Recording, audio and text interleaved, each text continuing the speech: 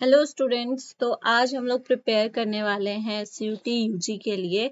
जो आज की क्लास होने वाली है वो उन बच्चों के काम भी आएगी जो 12th के बोर्ड एग्जाम्स देने वाले हैं, और उनके काम भी आएगी जो सीयूटी का एग्जाम देने वाले हैं। क्योंकि ये पॉलिटिकल साइंस क्लास 12th का फर्स्ट चैप्टर है, द कोल्ड वॉर एरा। ये इसका वन शॉट है ताकि आपको हर चीज इजीली समझ में आ जाए, और इसमें हम लोग वो चीजें करेंगे जो इस चैप्टर में इम्पोर्टेंट है। साथ साथ में नोट्स बनाते रहो, और सीयूटी के लिए सबसे ज्यादा इम्पोर्टेंट है ये चैप्टर, ठीक है। तो साथ साथ में नोट्स बनाते रहो। स्टार्ट करते हैं। तो जैसा कि चैप्टर का नाम है, द कोल्ड वॉर एरा। सबको पता है वॉर क्या होता है, लेकिन किसी को ये नहीं पता है कि कोल्ड वॉर क्या होता है। कोल्ड वॉर का मतलब क्या है? तो कोल्ड वॉर एक आइडियोलॉजिकल वॉर हम लोग इसको कहते हैं। आइडियोलॉजिकल वॉर मतलब विचारों का टकराव एक तरीके से। जैसे मान लो आपके और आपके फ्रेंड के बीच में लड़ाई हो जाती है, तो आप लोग हाथापाई नहीं करोगे, बट आपके बीच में एक टेंशन बनी रहेगी, आप लोग बात नहीं करोगे, कंपटीशन बना रहेगा। ठीक है, एक दूसरे को ये दिखाते रहोगे कि कौन ज्यादा पावरफुल है, कौन ज्यादा कैपेबल है। तो सेम चीज कोल्ड वॉर होती है, जिसमें हम हाथ पैर से नहीं लड़ेंगे, किसी हथियार से नहीं लड़ेंगे, लेकिन एक वॉर रहेगी, कुछ टेंशन्स रहेंगी, ठीक है, आइडियोलॉजिकल वॉर रहेगी। तो उसी को हम लोग कोल्ड वॉर कहते हैं। Okay, it is an ideological war. और क्या क्या चीजें होती है इसमें? तो इसमें हमें देखने को मिलती हैं सीरीज ऑफ टेंशन्स, कॉम्पिटिशन्स, कि हाँ मैं ज्यादा कैपेबल हूँ, मैं ज्यादा पावरफुल हूँ, ये चीज दिखाने की कोशिश की जाती है। कन्फ्रंटेशन दिखाने की मतलब एक दूसरे को डराने की कोशिश की जाती है कि हाँ मैं हमला कर सकता हूँ या मैं कुछ भी कर सकता हूँ। तो इस तरीके की चीजें देखने को मिलती हैं। कोल्ड वॉर कब देखने को मिली थी? तो वो देखने को मिली थी 1945 में। जिन बच्चों ने पढ़ लिया है कि कोल्ड वॉर क्या था, किसके बीच में हुआ था, कब हुआ था, उनको ये पता होगा कि कोल्ड वॉर किस किस देश के बीच में हुई थी। तो ये हुई थी यूएसए एंड यूएसएसआर के बीच में। आज के समय में बहुत सारे बच्चों को कंफ्यूजन होगा कि यूएसएसआर कौन सा देश है, हमने तो ये देश कभी सुना ही नहीं। इसको हम लोग इजी लैंग्वेज में सोवियत सिस्टम भी कहते हैं या सोवियत यूनियन भी कहते हैं। और आज के समय में अगर हम बात करें तो ये देश है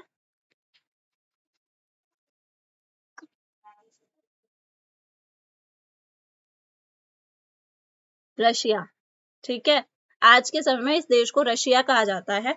बहुत सारे बच्चों को पता होगा, और जिनको नहीं पता वो उनको मैं बता दूं। यूएसएसआर एक बहुत बड़ा देश था जिसका बाद में डिसइंटीग्रेशन हो गया था। कोल्ड वॉर जब खत्म हुआ तो वो इसी वजह से खत्म हुआ था, क्योंकि यूएसएसआर का डिसइंटीग्रेशन हो गया था, मतलब वो टूट गई थी। और यूएसएसआर के बेटे के रूप में या एक उसके उत्तराधिकारी के रूप में रशिया सामने आया था। ठीक है, इसको हम लोग आज के समय में रशिया कहते हैं। तो जो कोल्ड वॉर चल रही थी वो यूएसए और यूएसएसआर के बीच में चल रही थी, अमेरिका एंड यूएसएसआर के बीच में। अब जब ये वॉर चल रही थी उस टाइम पे जो पूरी दुनिया थी उसको दो भागों में बांट दिया गया था। ठीक है, जो पूरा वर्ल्ड था वो दो पार्ट्स में डिवाइड हो गया था। एक को कहा गया वेस्टर्न अलायंस, जो यूएसए था, जो अमेरिका था, उसको कहा गया वेस्टर्न अलायंस, और यूएसएसआर को कहा गया था ईस्टर्न अलायंस। यूएसए को वेस्टर्न अलायंस इसलिए कहा गया था क्योंकि ये वर्ल्ड मैप में अगर आप देखोगे तो अमेरिका वेस्ट साइड पे है, और यूएसएसआर या आज के समय में रशिया को देखोगे मैप पे तो वो ईस्टर्न साइड पे, इसलिए इसको ईस्टर्न अलायंस कहा गया था। बट बाद में क्या हुआ, इन लोगों ने अपनी मिलिट्री अलायंसेस भी बनाई थी। मिलिट्री अलायंसेस क्या होती है? एक ऐसा ग्रुप जिसकी आर्मी को यूज किया जाएगा, एक तरीके से उसको अपनी आर्मी की तरह यूज किया जाएगा। ठीक है, तो मिलिट्री अलायंस भी बनाई गई थी। एक का नाम था नाटो एंड दूसरी का नाम था वॉर्सा। नाटो जो थी वो 1949 में बनाई गई थी, एंड वॉर्सा बनाया गया था 1955 में। नाटो में स्टार्टिंग में 12 नेशंस थे, 12 देश इसको ज्वाइन करे थे। आज के समय में नाटो में कितने देश है, किसने रिसेंटली नाटो को ज्वाइन किया है, ये सारी की सारी चीजें मैंने करंट अफेयर्स वाली क्लास में बताई थी, तो जिन्होंने वो नहीं देखी है वो उसको भी देख लो। ठीक है, तो 12 नेशंस थे स्टार्टिंग में नाटो में। 1949 में इसको बनाया गया था। वॉर्सा 1955 में बना था। अब इन दोनों को बनाने का मेन रीजन क्या था कि दोनों की आइडियोलॉजीज अलग थी, दोनों की विचारधाराएं अलग थी।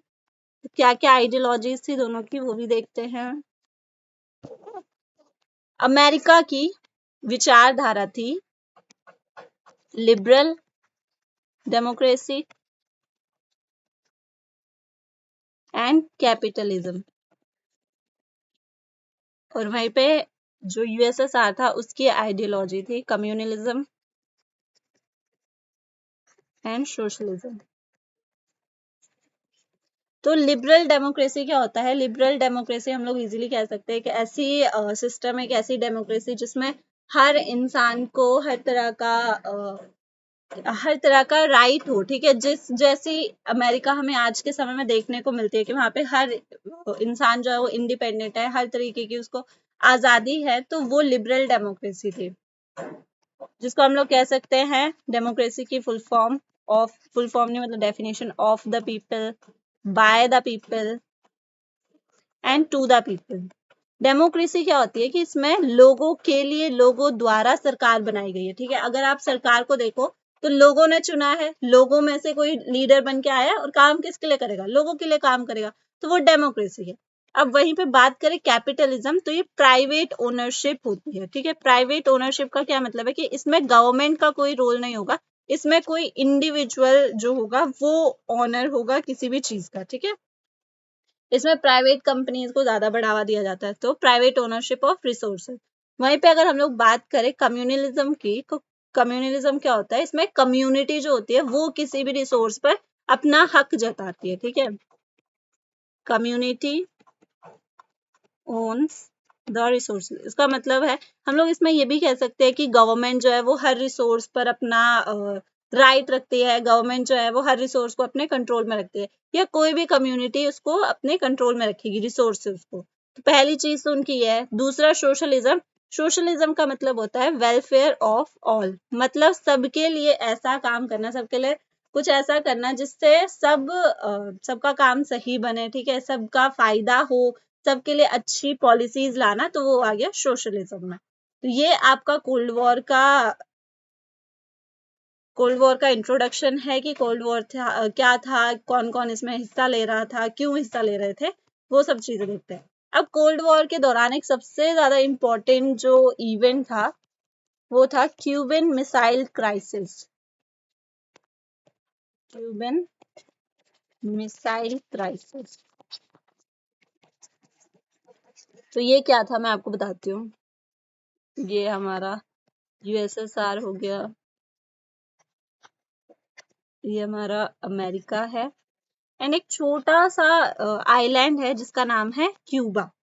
तो ये जो आइलैंड है ये अमेरिका के पास पड़ता है, और यूएसएसआर ने क्या किया था कि इसके आसपास में अपनी सारी की सारी मिसाइल्स जो थी वो आसपास लगा दी थी।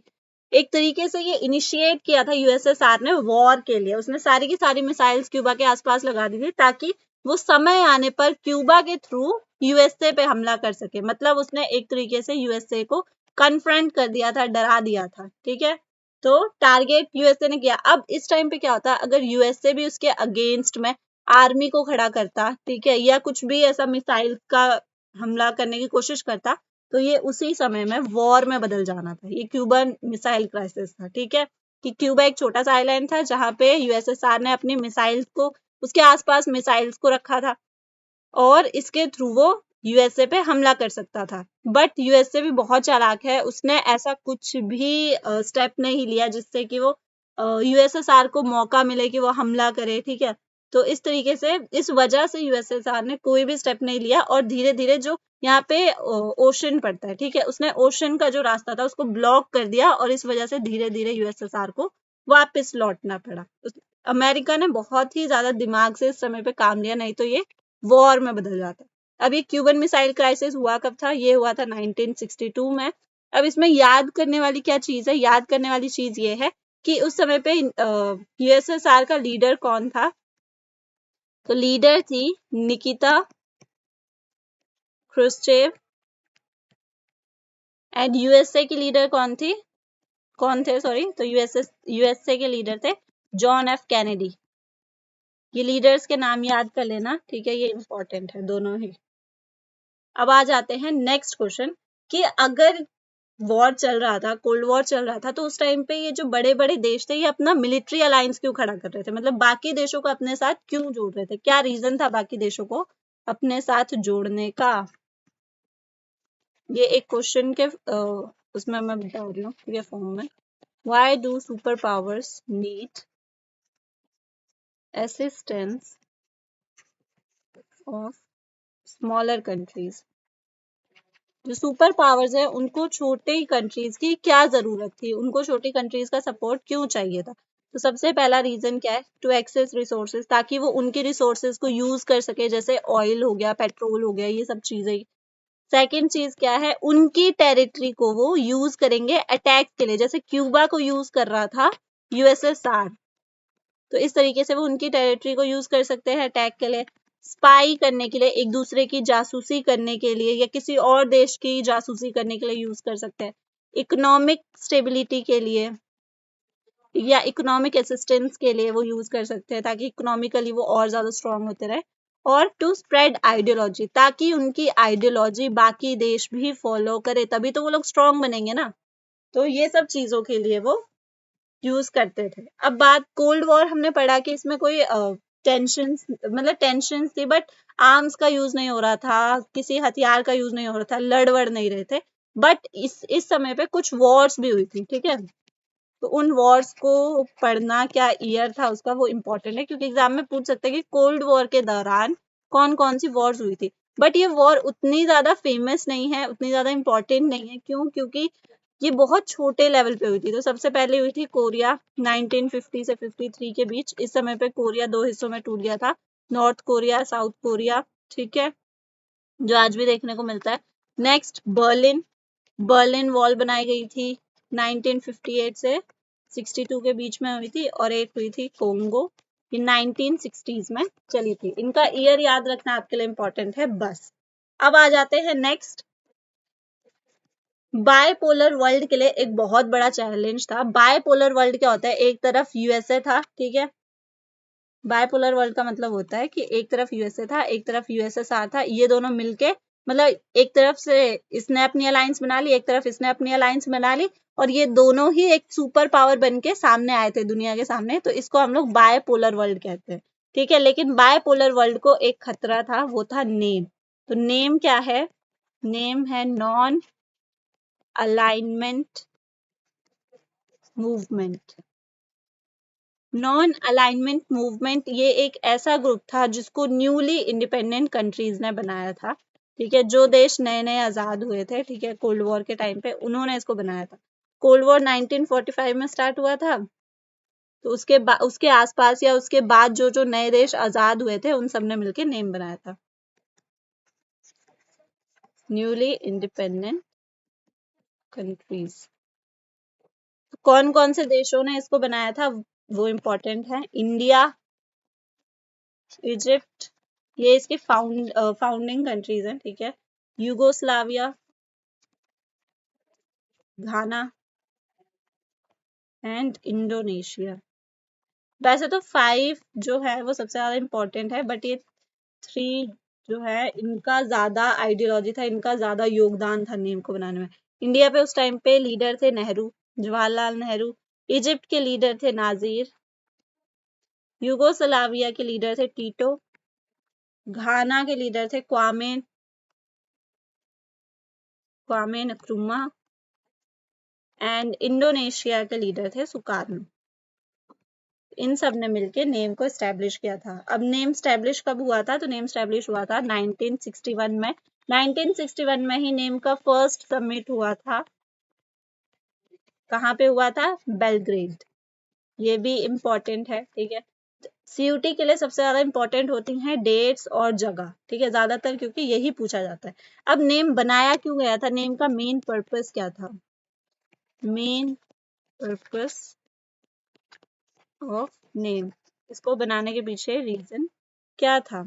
सबसे पहला रीजन था not to join any alliance, ठीक है। ना तो ये नाटो में मिलना चाहते थे, ना ही ये वॉर्सा पैक्ट में मिलना चाहते थे। इनका मानना था अगर ये यूएसएसआर के साथ मिल जाते और यूएसए जीत जाता तो ये दोबारा गुलाम बन जाते, अगर ये यूएसए के साथ मिल जाते और यूएसएसआर जीत जाता तो भी ये दोबारा गुलाम हो जाते। तो अभी अभी तो ये बेचारे आजादी इनको मिली थी, अभी अभी बेचारे आजाद हुए थे, दोबारा गुलाम होना ये अफोर्ड नहीं कर सकते थे, ठीक है। इसलिए इन्होंने किसी भी अलायंस को नहीं चुना। बट नए नए आजाद हुए थे, हेल्प की जरूरत थी इनको, तो इन्होंने नेम के अकॉर्डिंग क्या कहा था कि जो जो भी देश नए नए आजाद हुए हैं वो सारे देश एक दूसरे की मदद करके डेवलपमेंट की तरफ जाएंगे, ठीक है। और जरूरत पड़ने पे ये यूएसएसआर और यूएसए दोनों की हेल्प लेंगे, बट किसी की मिलिट्री अलायंस को ज्वाइन नहीं करेंगे। ये इनका कहना था, ये इनका मानना था। ओके, और क्या क्या चीजें थी मेन पर्पस इसका, और इनका काम था कि कोल्ड वॉर की जो टेंशन्स हैं उनको सॉल्व करे। इन्होंने इस चीज का भी बेड़ा उठा रखा था। पोवर्टी को खत्म करना चाहते थे, जो भी गरीबी थी दुनिया में उसको खत्म करने का इन्होंने सोचा था। ट्रेड को बढ़ावा देना चाहते थे, ठीक है। अब बात आती है इंडिया का क्या स्टैंड था। जो ये वॉर चल रही थी, कोल्ड वॉर चल रही थी, उसके लिए इंडिया का क्या स्टैंड था। India on cold war, India ने क्या स्टेप लिया या इंडिया ने क्या कहा था कोल्ड वॉर के लिए। तो सबसे पहला स्टेप इंडिया का यही था कि उसने किसी भी अलायंस को नहीं चुना था, मतलब किसी भी अलायंस के साथ ज्वाइन नहीं हुआ था, ठीक है। Stay away from alliances. दूसरी चीज, लेकिन उस समय पे बहुत सारे देश ऐसे थे जो नए नए आजाद हुए थे, लेकिन फिर भी वो किसी अलायंस को चुन ले रहे थे। जैसे पाकिस्तान है, पाकिस्तान भी उस टाइम पे नया नया ही आजाद हुआ था। एक्चुअली वो तो नया नया बना था, 1947 में तो वो एग्जिस्टेंस में आया था, बट उसने नाटो को ज्वाइन कर लिया था आजाद होते ही। तो ऐसे देशों के खिलाफ में जो इंडिया है उसने आवाज उठाई थी कि जो भी देश नया आजाद हुआ है उसको किसी अलायंस के साथ नहीं जुड़ना चाहिए, क्योंकि इसके कारण उसे गुलामी को भी झेलना पड़ सकता है।